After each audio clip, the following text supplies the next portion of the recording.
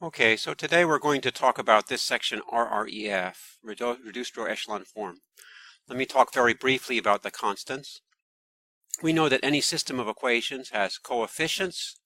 Those are what's on the left-hand side here. They're numbers multiplying variables. And then on the right-hand side you have constants. So we write it that way consistently. Sometimes you might get an equation that's not in this form, but then you should make it into this form. Right. We say coefficient matrix because we can arrange these numbers in an array. And you can look at the book videos to explain that more. But this coefficient matrix would be 5, 3 in the first row, 15, 9 in the second row. Square array, 5, 3, 15, 9. So that represents the part of the equation that involves variables. Then vector of constants, that's the right-hand side. Vector of constants here is 6, 18. Solution vector, well, there's going to be a solution for x and for y. They're going to have two numbers, and those two numbers I can arrange in a column, and I call that the solution vector. All right, so what we can write this system of equations in a simpler form. We write it LS of A and B. A represents the vector, the matrix of coefficients, and B the vector of constants.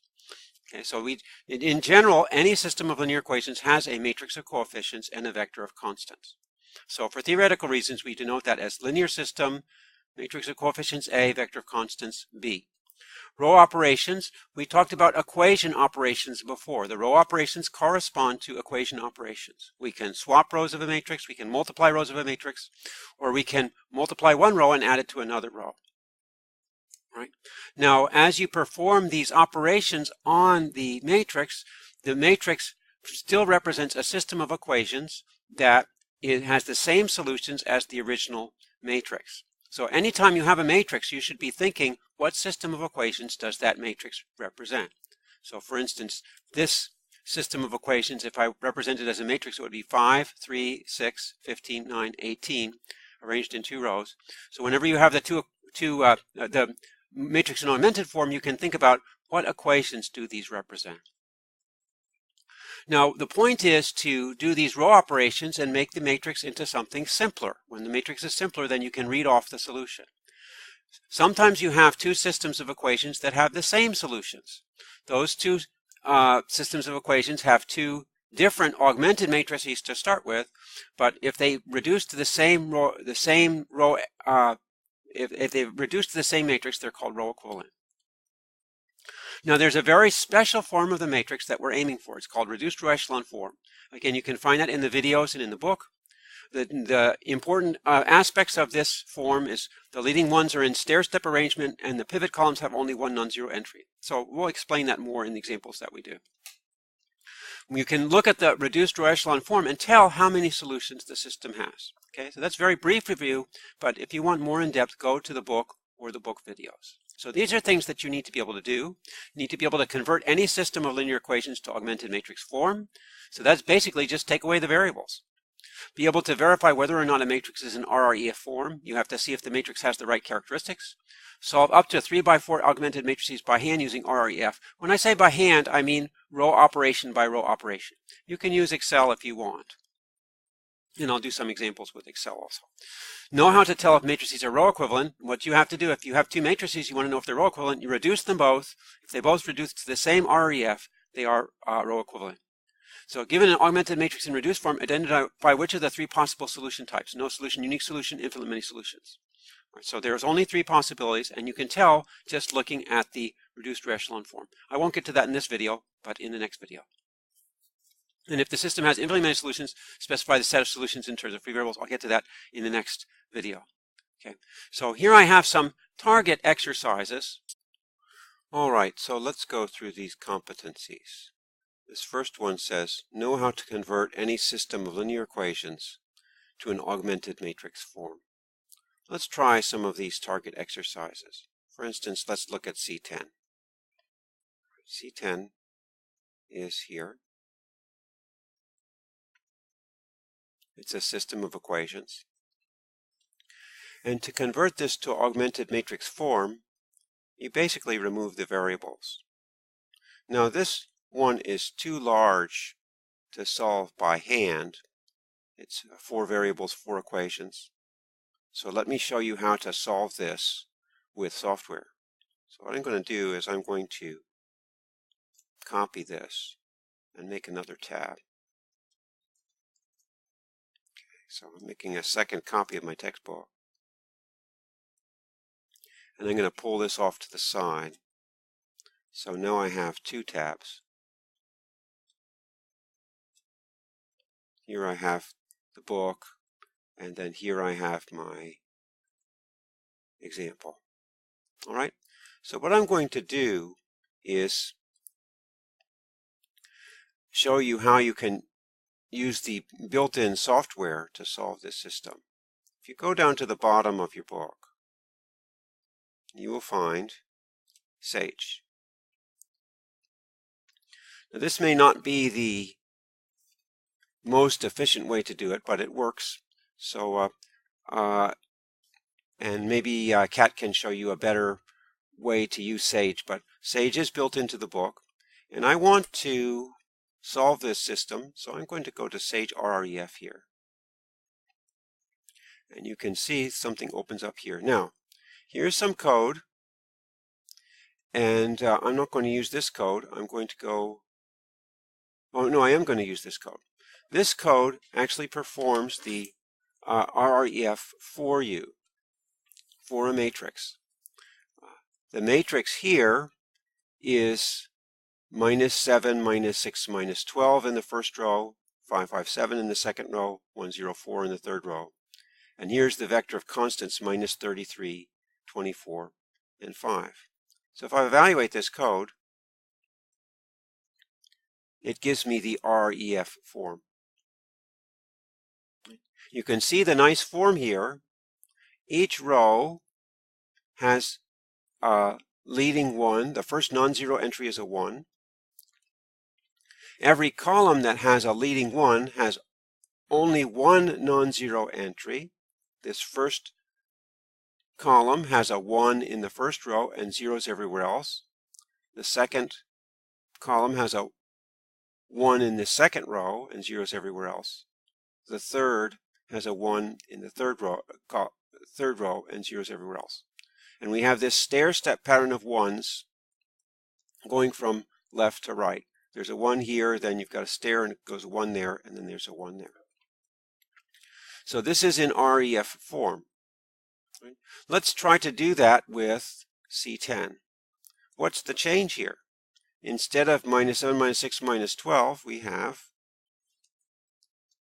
2, -3, and then the next one's going to be 1. Got to be careful adding these.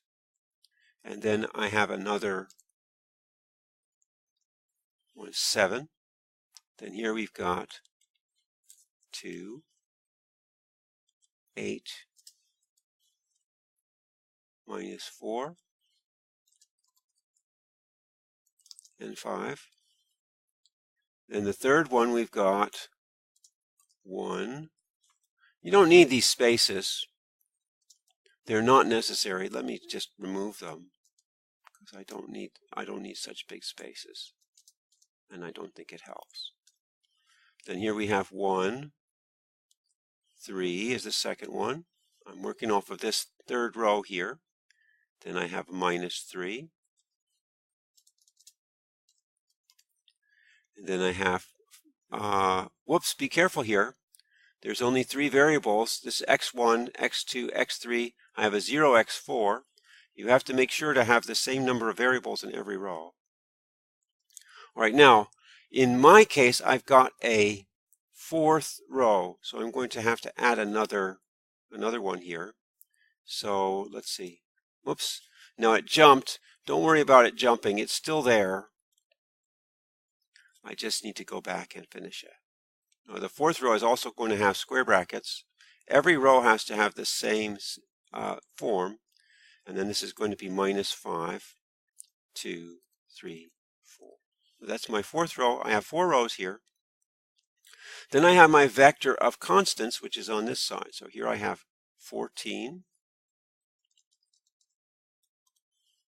And then here I have -1.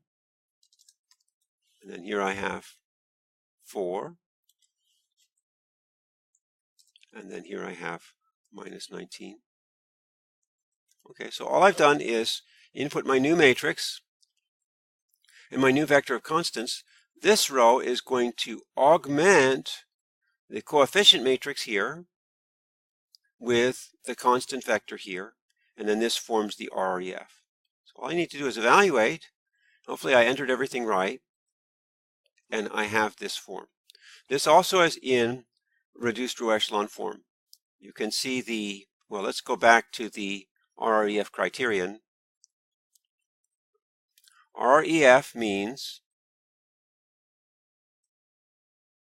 leading ones in stair-step arrangement, the pivot columns have only one non-zero entry. Pivot column is a column that has a leading row entry. So you can see the leading ones in the stair-step arrangement. One, step down, step down, step down. And then each row that has a leading one has zeros everywhere else in that column. Leading one here, zeros everywhere else. Leading one here, zeros everywhere else. Leading one here, zeros everywhere else. Leading one here, zeros everywhere else. Now you can think about what this means in terms of the system of equations. This first row represents the equation x1 equals 1. This one represents x2 equals minus 3. This one represents x3 equals minus 4. x4 equals 1. Okay, so what you should do is practice this. I showed you where to find this. Again, it's down here at the bottom. You go to Sage, and then you go to RREF. And you can use this cell. I'm going to go ahead and copy this and paste it into the notebook so you have it. So this one's going to be using software to find RREF, and I should just be able to paste the code here. And let me make it bigger so it's okay. Just make it so you can see it a little bit better. Oops, sorry. Okay, all right. So you don't have to worry about this QQ stuff, but you just enter the matrix row by row, the vector of constants, augment, and find the RREF. Okay, so that's something that you can try. Let's go on to the next competency. The next competency was be able to verify whether or not a matrix is in RREF form. So I showed you the criterion. There's others you can practice. You can practice in class. Solve up to 3x4 augmented matrices by hand using RREF. Now I should put by hand in quotations. I've tried some of these, and it's very, very easy to make an arithmetic mistake. So I'm going to show you how to use Sage to help you do this row operation by row operation. All right, so for this, let's take a practice example. And I think I'm going to take a practice example from up here.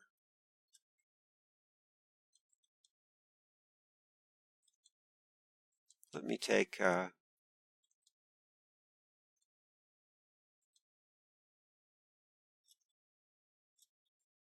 let's see. I'll try this last one here, or I'll try this last one here. This one here. All right, so I'm going to snip this into my OneNote notebook. And let's see. Go back here to my OneNote notebook. I'll add a page, and I'll say using Sage to perform row operations. And I'm going to go ahead and snip that so I can have this. All right. So this is the system that I'm going to solve. Now, of course, I could go back and use my Sage cell that I just did and find the answer, boom, in one fell swoop, but I want to do it row operation by row operation. So let me put this off to the side. And let's go back to Sage. All right, now here I'm going to go to Sage in a different place.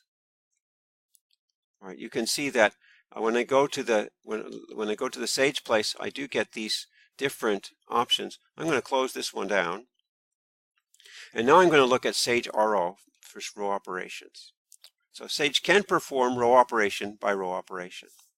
All right. So let me make this bigger just so that we can see it for a second. And I'm going to go down. Now I'm going to go down to a simpler one here. All right, now you can see here that they have some commands here that remind you of row operations. We know that we can multiply a row by a constant. That's the same as rescale _ row. We also know that we can add a multiple of a row to another row.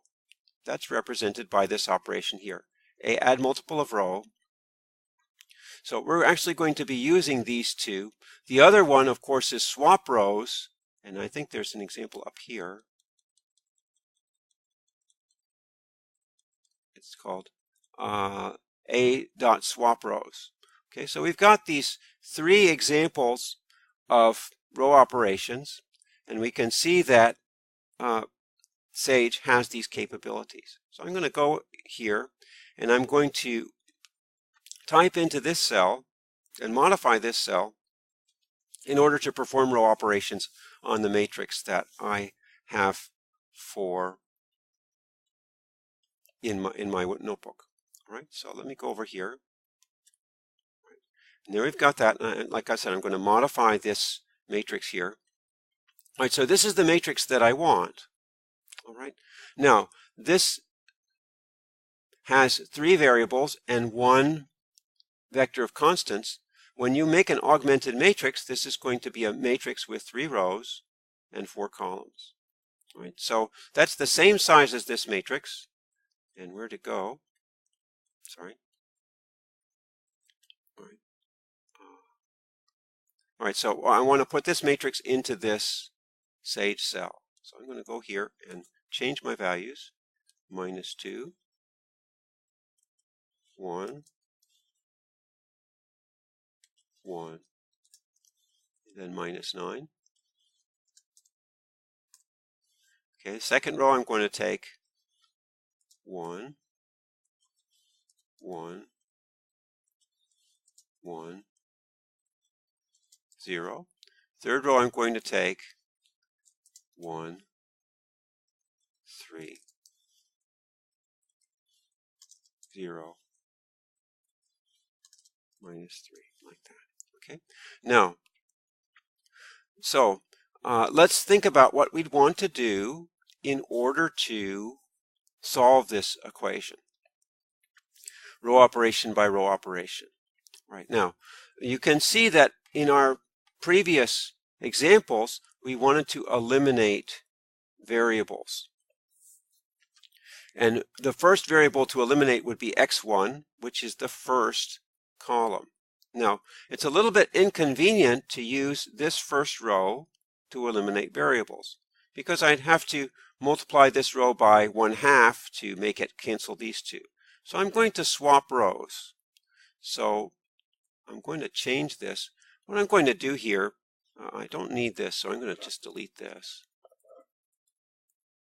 Now, I want to keep this command around because I'm going to use something similar later on. So I'm going to put a sharp there, and that sharp means that Sage understands this is a comment and it's not to be executed.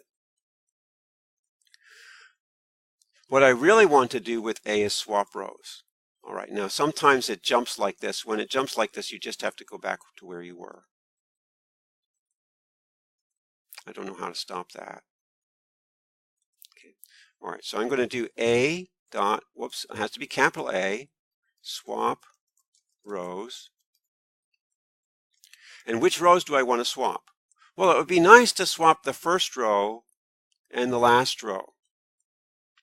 All right, now here's something that you need to remember, and it's a little bit annoying, that Sage counts the rows starting from 0. So this is row 0, this is row 1, this is row 2. So I want to swap row 0 and row 2. Okay. All right, so what this is going to do is that's going to swap those two rows for me. Now, rather than saying A, it actually comes nicer if I say something like this. If I say show A, right, and then it looks more pretty. So let me go ahead and do this. And you can see that it has actually swapped the two rows. Originally, my first row was -2, 1, 1, -9, and now it's down here at the bottom. So I've switched the two.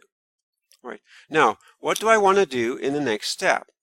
I want to multiply the first row and add it to the second row and the third row in order to eliminate the first variable. Now, if you want to see the syntax is down here. Add multiple of row. All right, so I'm going to add that command here.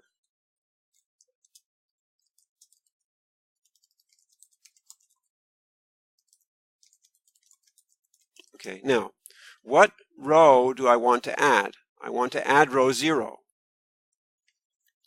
What row do I want to add it to? I want to add it to row 1. What multiple do I want to multiply row 0 by? -1. All right, so that's what I want to do. Now, in order to make sure that I'm okay, I'm going to do show A again, and it should show me the result of both of those. Okay. All right, so look, I did something backwards.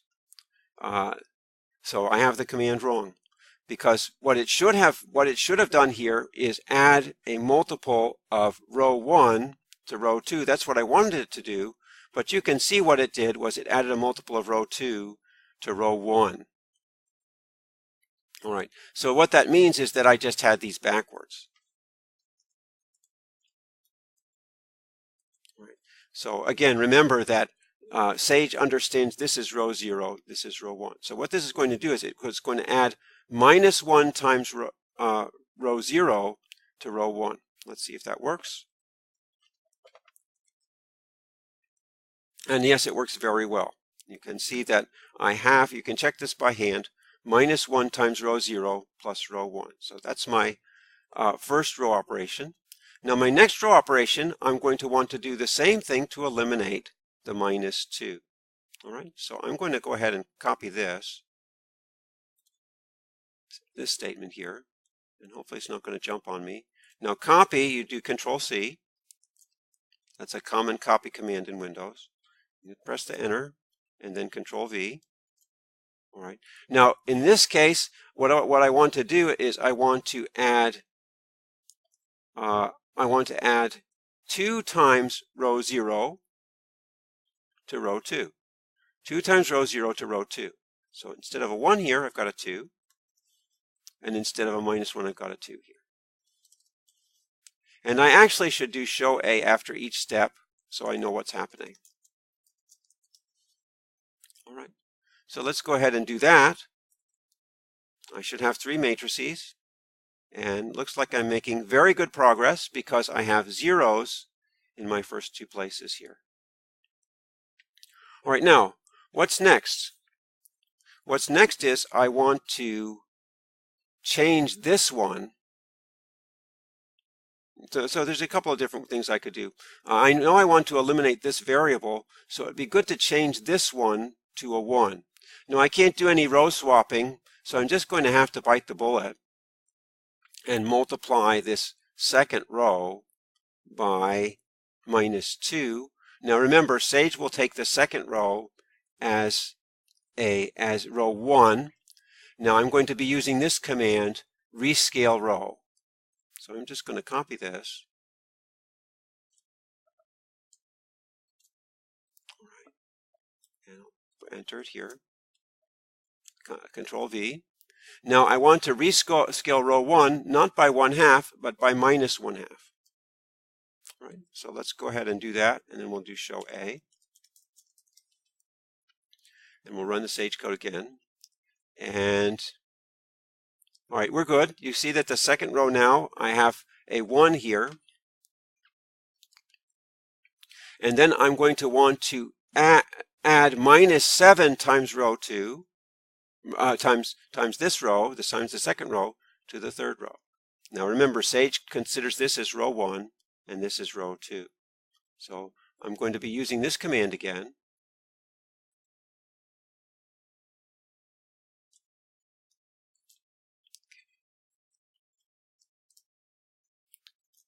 All right, so in this case, I want to add row 1. I want to be adding to row 2. I'm going to be adding row 1, and I'm going to be adding -7 times it. Okay, and we'll do the show again.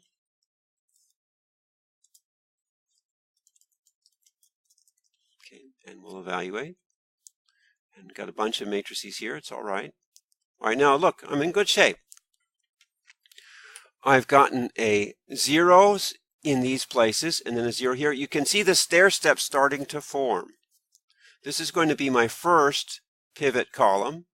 This has a 1 in this place and zeros everywhere else. This has a 1 here, a 0 here. I'm going to have to make this a 0 later. And then here we have the beginnings of a third pivot column. All right. So see what I have to do now. I need to rescale this last row, which Sage takes as row 2. I'm going to have to multiply by 2/9. So these shows are getting kind of annoying. So what I'm going to do is I'm going to put a comment to comment these out. And I'll just show the last one. All right, so let's comment that. And I'll comment this. And I'll comment this. And I'll comment this. Okay, so I've got, so let's see. Let's go down. All right, I'll comment this. All right, and let's see. We'll keep that for a moment. And then here, what I want to do is I want to do, the next step is going to be rescale row.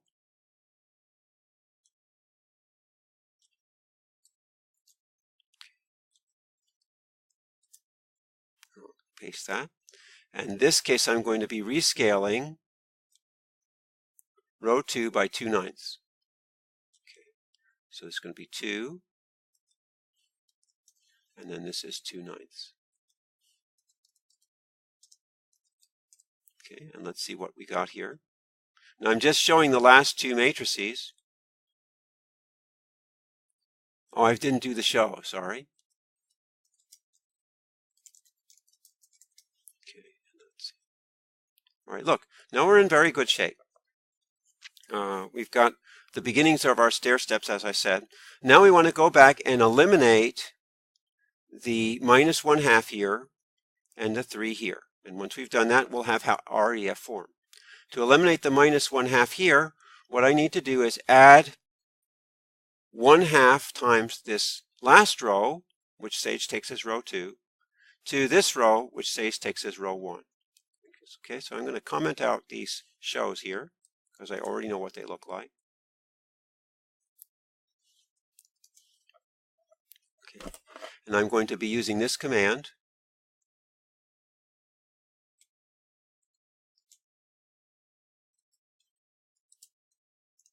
Okay, and so what I want to do is I want to add to row 1. Whoops, sorry. I want to add to row 1 a multiple of row 2. And what multiple is it? It's 1/2. Now if I've done this right, and I show, I should have a 0 here. So let's go ahead and see if that works. And I do. Very good. The only 0 I need remaining is this 3 here needs to become a 0. So I'm going to have to do my add multiple again. This time I want to add this row, which is row 1, to row 0. And the multiple I want to add is -3. And I'll do my final show. Okay, and I'll comment this one out. Okay, and we'll evaluate the Sage code. And whoops, something went wrong. Let's see what happened. I got these backwards again. So Never mind a mistake, because when I redo this cell, it redoes all of the calculations, so it redoes it for me. And there we are, and I've got my final result. All right, so what I can do is, if I want to get everything, I just show all these, and you can see every single step.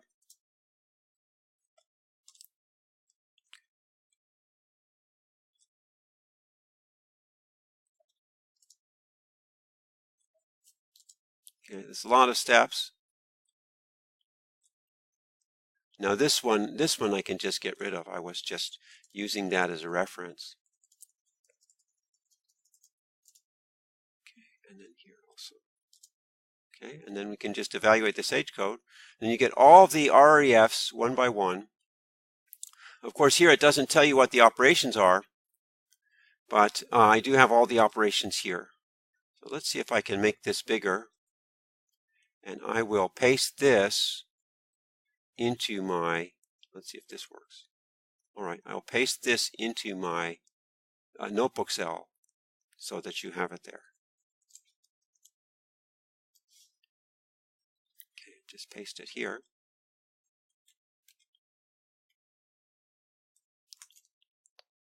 So you have access to this notebook cell, and you can copy this code and run similar code yourself. So you should be able to do this, to get the results. Now I wonder, I guess I don't think I'm going to be able to do that for this cell here. I don't think I can select this. Yeah, it doesn't look like I can. I can't. Oh, look at that. Well, if I try to select this and paste it, it's probably going to be garbage. Let's see if it happens. See if what happens if when I try to paste it. Most likely it's going to be garbage. Yeah, it's just a bunch of garbage. So I'm going to undo that. Well, at least you can see how to do it, how to use SAGE to save you from all of that arithmetic that you don't want to do anyway. The important thing here is to understand the process, which I hope you can see. All right, let's go back to our competencies. And those were down here.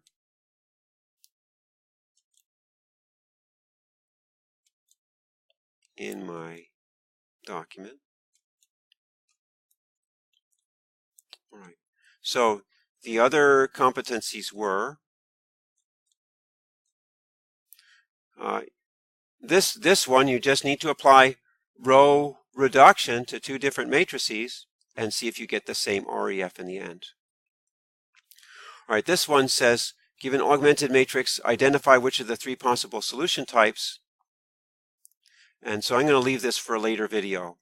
But let's look at the target exercises. So I showed you how to do this, so you can practice these. These ones you just use SAGE to do the operation for you. You don't do row operations one by one. Well, the important thing here is to know how to convert the system of equations into a augmented matrix. And then here I showed you how to convert the how to use SAGE to do row operation by row operation. Okay, so we got a good start on that, and I hope you can practice those two things.